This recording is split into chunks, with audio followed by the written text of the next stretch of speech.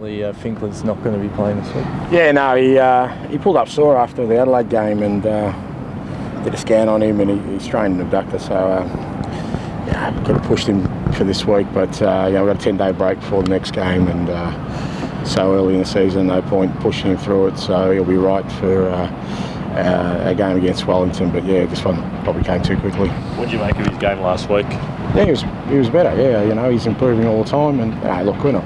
Our expectations of him, like most foreigners, it takes him a while to get into the football here, and there's some good signs last week. So obviously a little bit disappointed he can't back up this week, but he's a good addition for us. He'll do well for us. Will he be the only change at this stage? Nathan will come in as well in goal. So that'll be the two changes.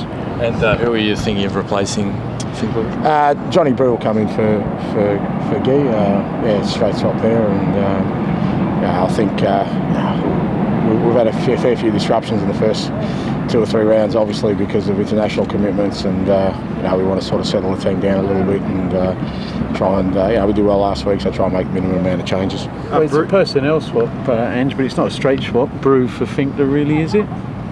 In terms of the way they play and the role that you'd expect them to have? But Billy Selesky can certainly do the Finkler role, so in terms of the actual shape of the team, nothing changes there. Have you noticed the change in attitude at training this week compared to last week? Is there, I guess, more confidence around the place? No, not really. I think the attitude's been good all the way along. Attitude and confidence are two different things. They probably got a little bit of belief out of last week and feel better about things because of the result and the performance. But in terms of attitude, the attitude's been great right from day one of pre-season. I guess that's why we're so disappointed with our performances in the first couple of games. But if last week gave them a little bit of a belief in what we do, I think that's good. But in terms of training, it's been as usual.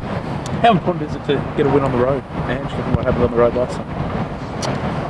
Yeah, look, I don't think it's a reaction to last time. If you want to be successful in this competition, it's tough on the road playing in this competition. They're always tough games, and Newcastle in particular is always a tough game. But if you want to really make some sort of impression on the league, you've got to pick up points away from home for sure. And for us, it's really important that, particularly as we've already dropped one home game, that we start picking up some points on the road. And whilst tomorrow's a tough trip, that's certainly our intention.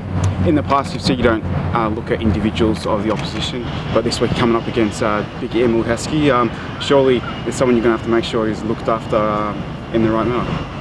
That would make me a liar then, wouldn't it? Because if I don't look after individuals, then I don't look after individuals. So, it's about, I think anyone involved in football understands that it's about about the collective. I think Emil Heskey's a good player, so is the young Craig Goodwin, so is Ryan Griffiths, so is they've got some good players and they're a good team. And from our point of view, it's about tackling Newcastle as a collective rather than focusing on one individual. And I certainly, from what I've seen in the first 3 games that they've played, they're far from a one-man team, so I don't think it's something we need to look at especially. Historically, that has been the hoodoo ground for victory, hasn't it? They've, irrespective of who's playing or who's been coaching them, they've not gone well in Newcastle. Any sort of thoughts about that, or is history just made to be broken? No, look, as I said, I even felt when I was coaching Brisbane that we got a couple of results there, but it was always a tough game. It's always a scrappy game. It's always a battle, and I'm not really sure. I haven't even looked at what Victory's record is. I know, the last couple of years they haven't had many victories away from home anywhere. So I guess you don't want to be looking into that too much. But like I said, Newcastle is just always a really tough game, and I think from our point of view, if we can go there and get something out of that game, it'll set us up well for the rest of the season. And with Nathan coming straight into the side, is he, in terms of distribution, better than Tando and better than Lawrence? And is that why he was signed? No, he was signed because he's a quality player, and we obviously an opportunity arose for us last week with Danny, retiring, that we could bring in another player, and Nathan was the only one I spoke to, and I was pretty keen to get him in because I know him well. He was available, which we're kind of fortunate in that sense, and he brings quality to our squad, and from that point of view, I'm really pleased to get him, and really pleased to have him part of this group. I think he'll add significantly to what we've got. And Tando be on the bench? Yeah, Tando will be on the bench. Yeah. Mark Milligan seemed to make a fairly significant difference to your shape and structure last week, and gave you a lot of steel in midfield. Is that really now how you see his best role at Victory, rather than as a centre back?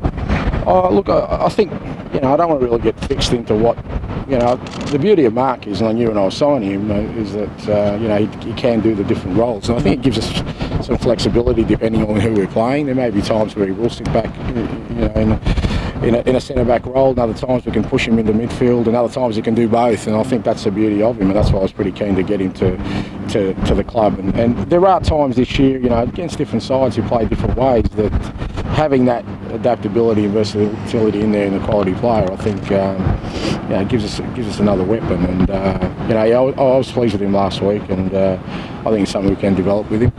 What does this mean for Tando's future with Nathan coming in to start? Doesn't mean anything about Tando's future.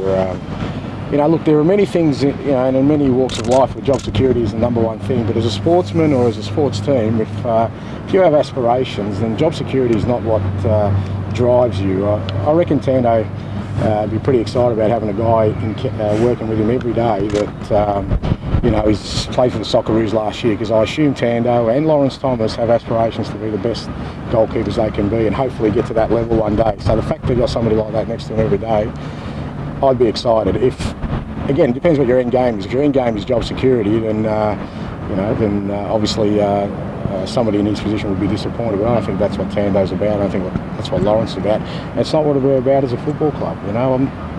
As I keep saying to players, I'm just not interested in players who just want to play.